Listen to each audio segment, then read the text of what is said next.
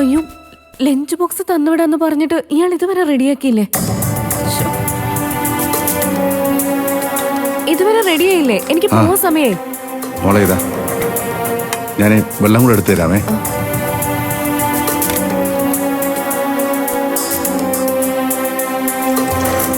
എന്തായാലും വലിയ സൗകര്യം. ഉച്ച കഴിഞ്ഞ് കൂടി ക്ലാസ് ഇരിക്കാലോ. പെട്ടെന്നായതുകൊണ്ടേ ഇന്ന് കറിയൊക്കെ കുറവാ. നാളെ കുറച്ചും കൂടി നന്നായിട്ട് തരാം. അത് കുഴപ്പമൊന്നുമില്ല, ഉള്ളതിന് രുചി ഉണ്ടായാൽ മതി. കൂടുതൽ വിഭവങ്ങളൊന്നും വേണമെന്നുമില്ല. മോളെ, അല്ല, മോളിന്ന് നെറ്റിയില് സിന്ദൂരം ഇട്ടില്ലേ?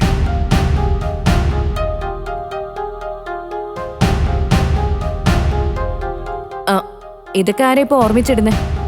അല്ല, കല്യാണം കഴിഞ്ഞ പെൺകുട്ടികൾക്ക് സീമന്തരകയിലെ സിന്ദൂരം ഒരു ഐശ്വര്യ മോളെ. ഞാൻ ഓർമ്മിപ്പിച്ചെന്നേ ഉള്ളൂ. അതെ, ലഞ്ച് ബോക്സ് തന്നതിന് താങ്ക്സ്. ഇതിന്റെ മറവില് എന്റെ എല്ലാ കാര്യത്തിലും തലയിടാന്ന് വിചാരിക്കണ്ട.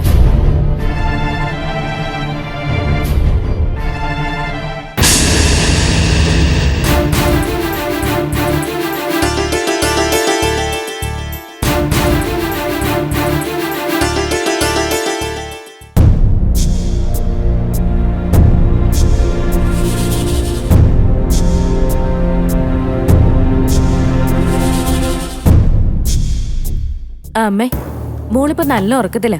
സത്യേട്ടന്റെ മുറിയില്ല. പാല് കുടിക്കുന്നതിന്റെ ഇടയിൽ ഉറങ്ങിയതാ. ചെലപ്പോ പെട്ടെന്ന് ഉണരും. ആ പാലെടുത്തൊന്ന് കൊടുത്തേക്കണേ. ഓ, അതൊക്കെ ഞാൻ കൊടുത്തോളാം. ഡീ, അവിടെ നിന്നേ. നീയോ അയാളുമായിട്ട് എന്തോ സംസാരിക്കുന്നുണ്ടല്ലോ, എന്തായിരുന്നു? അയാൾ എനിക്ക് കൊണ്ടുപോകാൻ ലഞ്ച് ബോക്സ് തയ്യാറാക്കി തന്നു. ഞാനതിന് താങ്ക്സും പറഞ്ഞു. താങ്ക്സോ? എന്തിന്?